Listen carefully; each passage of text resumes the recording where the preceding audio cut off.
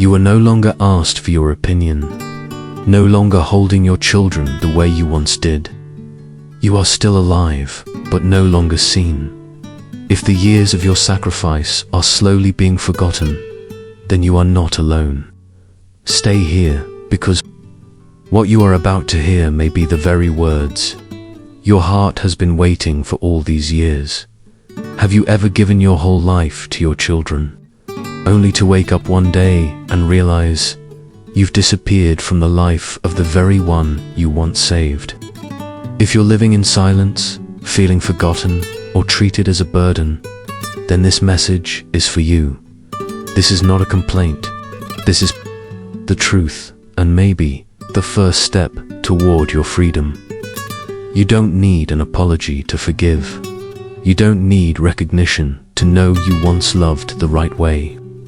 But if you've ever felt that your worth existed only when you were useful to others, then this is the moment to reclaim your dignity. I'm not here to teach you to be hard. I'm here to help you return to yourself. Now, imagine this. You're sitting in your kitchen, the same one once filled with laughter, the smell of pies, and evenings where children gathered around. Now, you're still there. The chair hasn't moved. The teapot is still warm, but somehow you feel like you're fading. Your children still come home. They still smile, still talk, but when it comes to the real decisions, buying a house, job changes, who will care for the grandkids, you're no longer asked. Not because you don't matter, but because you've been replaced. Sometimes by a spouse, sometimes by a financial advisor, and sometimes simply by a glowing phone screen. I once sat for hours listening to a woman in her 60s. She told me, "I don't blame my son. He's busy." But I was busy too. When he had a fever, I stayed up all night. When he was jobless, I gave him my savings book. And now, he buys a car, switches jobs, moves house, and only tells me after, as if I were a stranger. Have you ever felt like that? You are still present. Your name still sits in their phone contacts. Your children still visit on Thanksgiving, still send Christmas cards. But the soul of the relationship has withdrawn. And the pain lies in this. No one says it aloud. No one does anything cruel. But no one truly needs you anymore. That is what I call emotional replacement. Psychologists call this social displacement, the quiet replacement of your role in someone else's life, especially in bonds once so close. Research from the University of Michigan shows that when older parents feel replaced or pushed out of their children's emotional lives, they often develop symptoms of mild depression, social anxiety, and a loss of direction. Not because they are weak, but because they once were the center, and now they are not. The unique cruelty of this wound is that it doesn't hurt through action, but through silence. No one says, "I don't need you anymore." No one shouts, "Stay out of it." They just stop asking. In Stoic philosophy, there is a line I always carry with me. You cannot control what others give you, but you can choose to live so that you no longer depend on it to survive. Marcus Aurelius wrote, "Be like an island in the storm. Everything may abandon you, but you cannot abandon yourself." I know those words can feel cold when your heart is breaking. But Stoicism is not hardness. It is clarity. It doesn't say, "Don't feel sad." It says, "Feel sad, but don't let that sadness define you." A friend of mine, Carol, from Arizona, hosted Christmas for 30 years. Her home was the heart of the family. But then her children married, built their own lives, and began celebrating elsewhere. The first year no one came, she cried. The second year she sent invitations, no one replied. The third year she did something different. She volunteered to cook at her church. Later, she told me, for the first time in years, I felt needed. Not because I was someone's mother, but because I was me. You see, emotional replacement only makes you disappear if you allow yourself to disappear. I want you to remember this. You don't need to fight to reclaim the leading role in someone else's story. You only need to start rewriting your own story. You were the one who made the house warm, the one who quietly sacrificed so others could fly far. That is not a reason to be forgotten. That is the reason you deserve a new chapter, a chapter of your own. You are not invisible. You are simply stepping into a stage of life where the light must come from within you. Conditional affection, and then, when emotional replacement has already seeped deeply into daily life, something else begins to creep in. It doesn't show up as coldness anymore. On the contrary, it disguises itself as concern, but you can feel it clearly. It isn't real love. It is love with conditions. I once heard a father speak in a voice as flat as cold water. My child only calls me when they need someone to pick up the grandkids. They don't ask what I ate or if I'm sleeping well. They just ask, "Dad, are you free?" Does that sound familiar? You're still there, but only mentioned when something is needed. You're no longer someone who is loved. You've become someone who is used. Conditional affection. It still sounds like affection, doesn't it? But in reality, it's a form of spiritual transaction. It looks like this. If you babysit, Mum, then I'll come over for dinner. If you help me move houses, Dad, then I'll call you back later. When every relationship comes with conditions attached, love is no longer a gift. It becomes an invisible contract, and parents become unpaid workers, just to earn the right to exist in their children's lives.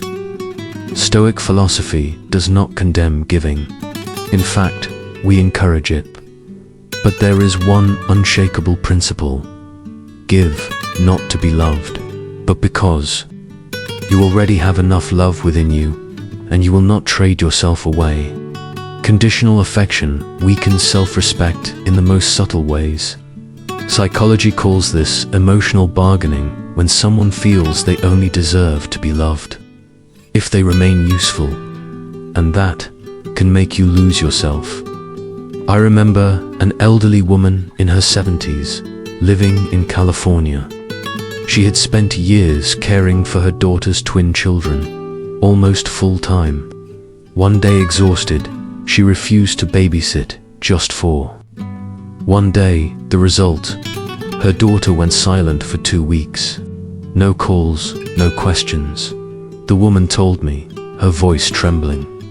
That was when I realized, if I didn't help, I had no value to her.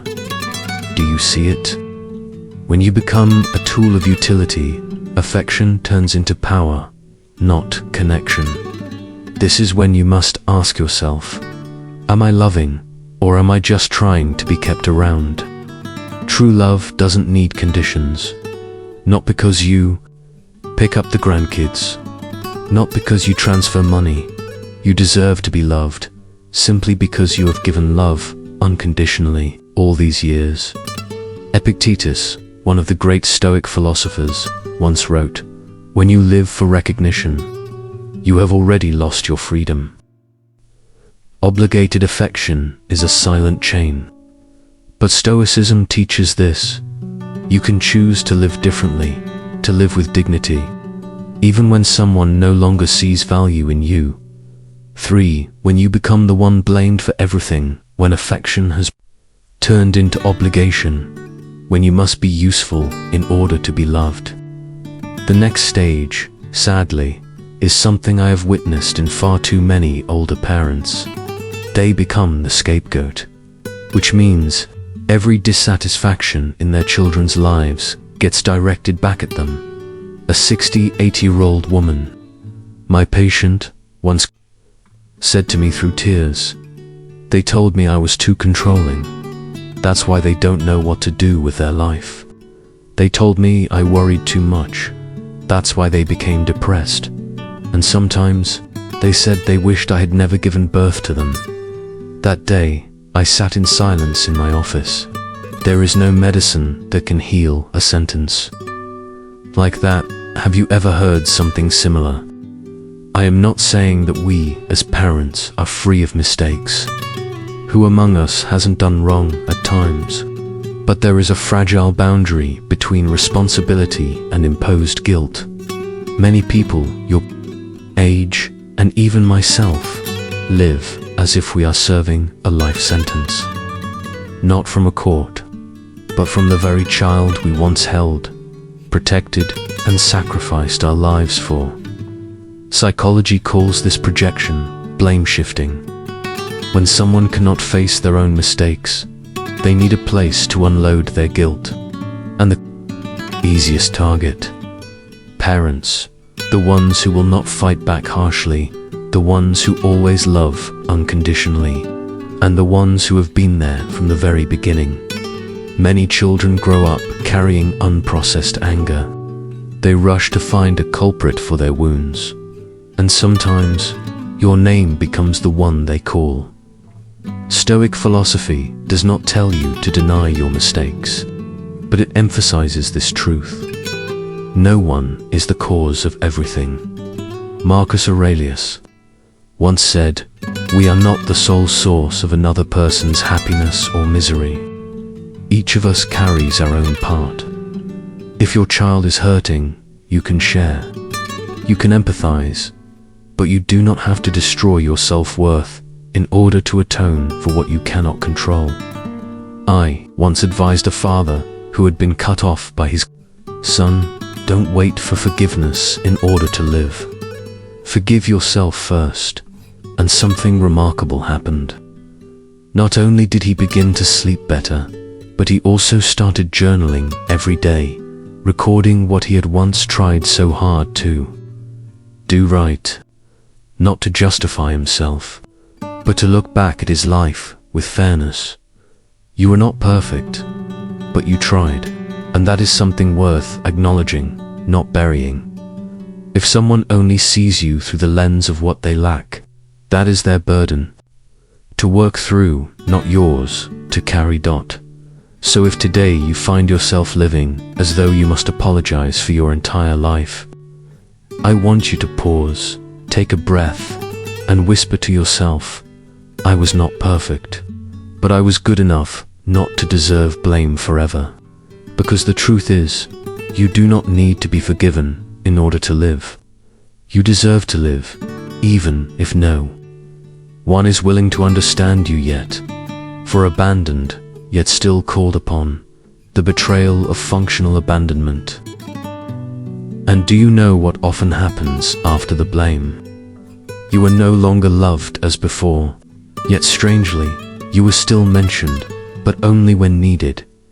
You're not cut off completely, but you are no longer truly present in their lives. You're still mum, still dad, still there, but that role now feels more like an answering machine. This is functional abandonment. I once had a patient in her 70s. She would always pick up the phone quickly whenever her child called. But those calls never once began with, "Mum, how are you feeling?" Never revisited old memories or asked about her heart. They were simply, "Mum, can you watch the kids for me tomorrow? Mum, I need you to sign this paper. Mum, can you lend me some money?" And once the task was done, silence stretched on like a wall. You were still needed, but not because of who you are. You are mentioned as a convenient function, like an emotional logistics service. Free of charge, no limits, no demands. The pain does not come from helping. The pain comes from the invisibility that follows after you've given everything. Have you ever sat in your own house, listening to cars pass by outside, and suddenly realized it's been 2 weeks since your child last called. Not because they're angry, not because of conflict, simply because they didn't feel the need. Psychology calls this emotional neglect under proximity, being abandoned emotionally, even while still physically near. Research from Stanford University shows that lack of emotional connection within families, especially in old age, affects the immune system, memory, and sense of purpose. This is a kind of spiritual frost. You are not alone physically, yet you feel utterly lonely within your own family bond. Stoicism teaches us something vital in moments like this. You cannot control the care others choose to give you, but you can control whether you need it to believe you are worthy. Epictetus once wrote, "Freedom begins the moment you realize your value is not measured by how often others mention your name. You don't need anyone to activate you in order to live. You deserve presence, not because you are useful, but because you exist." I once knew a man who had been the financial backbone of his entire family. Now retired, living alone. His children only called when they needed a signature or asked about his insurance card. One day, he decided to learn photography. Every morning, he captured the sunrise and shared the pictures on a small blog. And the people who commented most, not his children, but elderly friends he had never even met in person. When I asked him if he felt sad, he said, "Of course, but I chose to stop waiting. I still have light to share." You are not an emotional servant.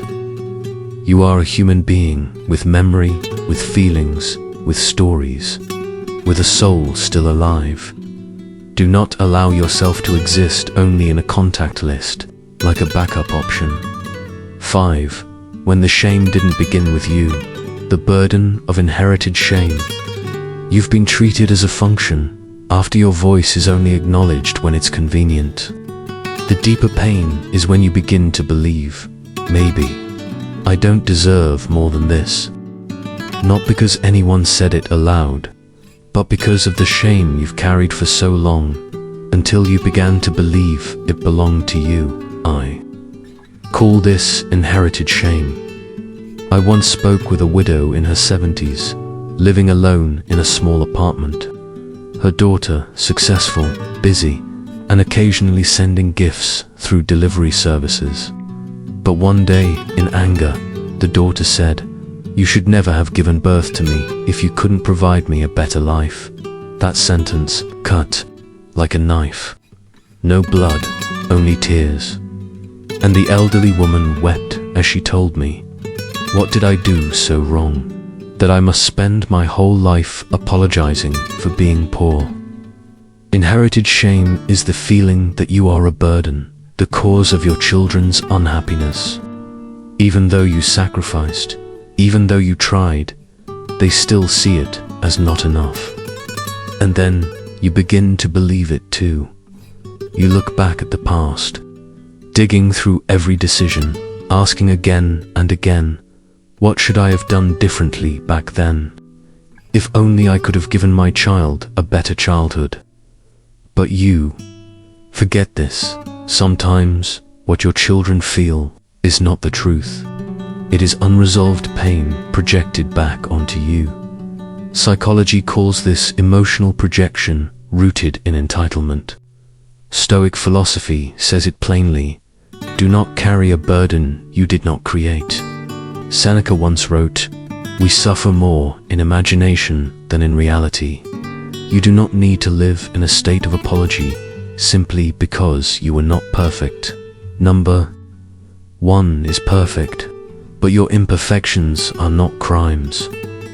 I knew a 74-year-old man in the neighborhood where I once worked. He always said, "I deserved this treatment because I didn't get my child into college." But what he forgot was this: he worked 3 jobs. He taught his children honesty, kindness, and resilience.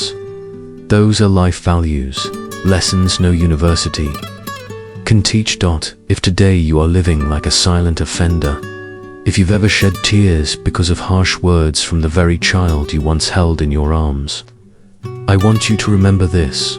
You do not need to apologize for existing. You do not need to live in shame placed upon your shoulders by unhealthy expectations. Try writing an affirmation for yourself and read it every morning.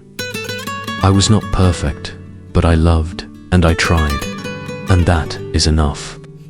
You don't need anyone else to validate that before you live fully. You are allowed to be happy, even if someone still resents you for things you could never control. Inherited shame is a toxic whisper you must learn to silence. You did not create it, and you do not have to die under it.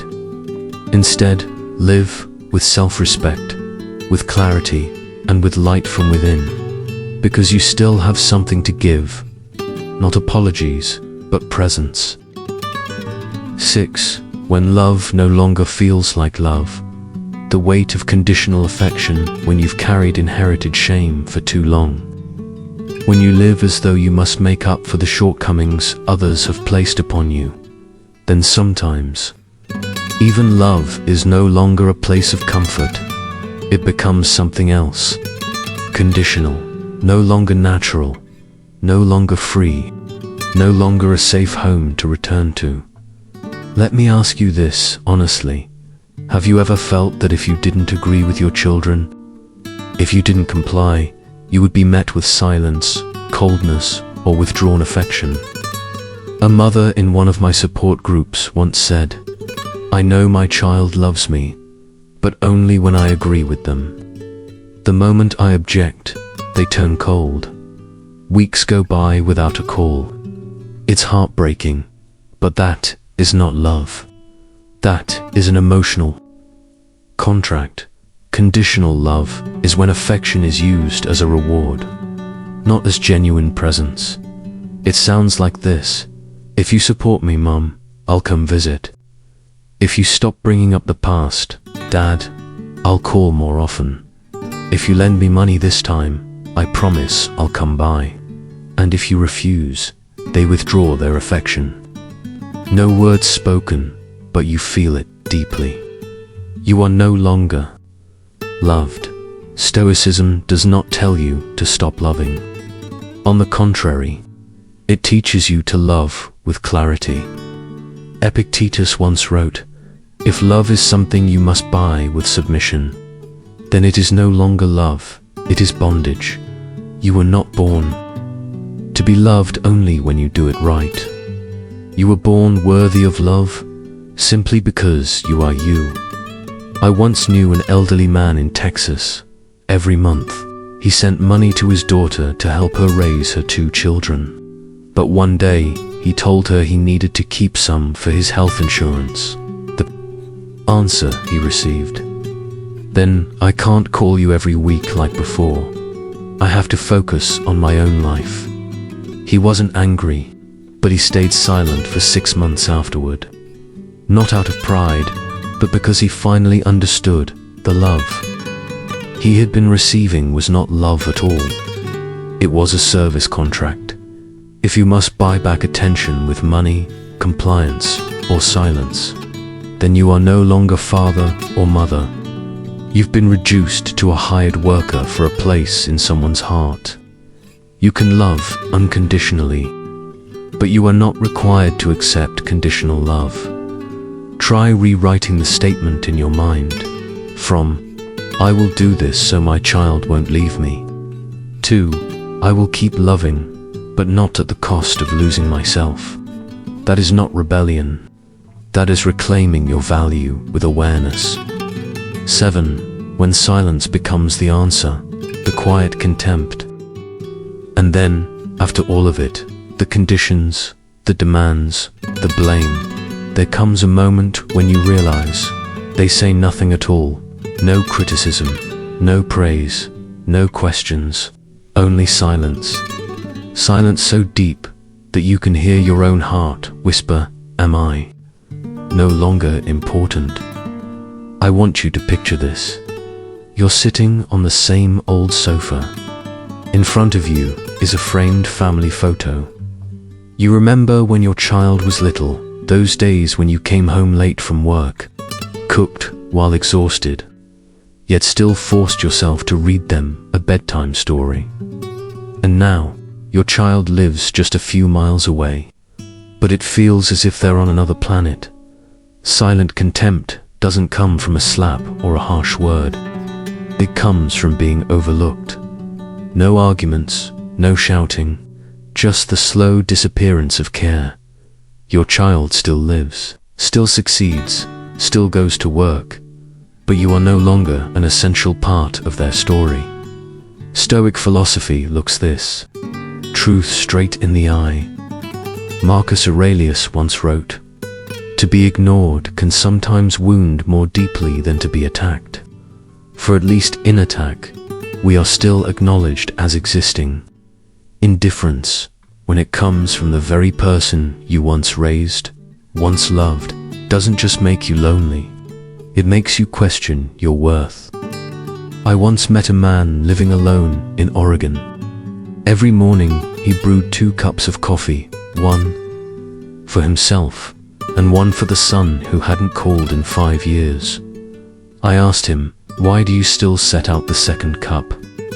He simply smiled and said, "Because I want to remember the feeling of being seen." No one should have to live like that, just to hold on to the memory of being noticed. You can live without the love you once had, but you cannot live well if you begin to believe you are no longer worthy of love at all. And this is where Stoicism hands you the key. You cannot control how others see you, but you can control whether you disappear inside your own heart. So start with something small. Call an old friend, join a book club or a church group. Brew yourself a good cup of tea and drink it as if you are someone worthy of kindness, because you are, and whether others see it or not, you are still you. Silent contempt is a wound no one sees, but you feel it every day. Yet you don't need to wait to be noticed before you begin to live again. You only need to open your eyes and see yourself. If you are living in silence, I want you to do one simple thing. Look in the mirror every morning and say, "I am still here. I deserve to exist." And if these words feel true to your heart, leave a comment. I refuse to be forgotten, because speaking it aloud is the first step to being seen again. And today, I see you. I truly see you. Point 8. When sacrifices are no longer remembered. The pain of forgotten gratitude, when love has become a conditional transaction, when you must please others just to be cared for. The next wound is not coldness, it is forgetting. Not that they don't love you anymore, but that they no longer remember how deeply you once loved them. I once asked a mother in her 60s, when was the last time your child mentioned something you once did for them? She smiled sadly and said, "I think, maybe back in 5th grade, when I bought them their first bicycle." I asked, "And after that?" She shook her head. After that, it was silence. The forgetting of gratitude doesn't come from cruelty. It comes from the habit of taking love for granted. When you have always been there, cooking meals, driving them to school, sacrificing your career, paying tuition, shelving your own dreams. At some point, you are no longer seen as a person with feelings, but as a silent foundation beneath their lives. And what hurts the most is not absence. It is the silence surrounding all you once gave. Marcus Aurelius once wrote, "That which is given too often may no longer be felt, yet its value remains undiminished." You cannot force anyone to remember your sacrifices, but you can choose not to let that forgetting make you smaller. Stoicism does not teach us to resent. It teaches us to look at what we gave and recognize we have lived meaningfully and old. Man in Florida once told me he had taught his son piano for 8 years. Every afternoon, he picked him up from school and drove him to lessons. He waited outside for nearly an hour each time, 3 times a week, never missing a single day now. His son performs on great stages, but has never once mentioned those years. I asked the old man if he felt sad. He replied, "I used to, but now I remember something else. I remember the sunlight slanting through the window each afternoon. I remember my son smiling back then, and I know I created those moments, even if he doesn't remember. You may be the only one who still carries the memory of what you gave. And sometimes that alone makes you stronger than anyone else. Not every sacrifice needs to be acknowledged, but no sacrifice deserves to be forgotten in the mind of the one who made it. If today you are living with the feeling, they've forgotten how I once loved them, I want you to remember this. You don't need anyone's recognition for it to be real.